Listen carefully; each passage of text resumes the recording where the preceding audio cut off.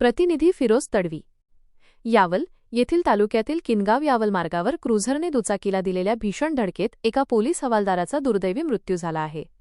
Hotel मनमंदिरासमोर घडलेल्या या अपघातात गंभीर जखमी झालेल्या हवालदाराचा जळगाव येथे उपचारादरम्यान मृत्यू झाला असून या प्रकरणी क्रुझर चालकाविरुद्ध यावल पोलीस ठाण्यात गुन्हा दाखल करण्यात आला आहे।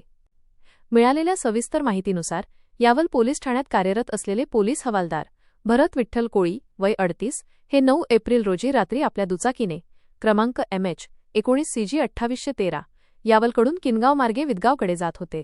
ते हॉटेल मनमंदिर समोरून जात असताना मागून येणाऱ्या भरधाव क्रुझरने क्रमांक MH29BC 5487 त्यांच्या दुचाकीला पाठीमागून जोरदार धडक दिली। ही क्रुझर आडगाव येथील रहिवासी दीपक प्रकाश सपकाळे हा चालवत असल्याचे निष्पन्न झाले आहे।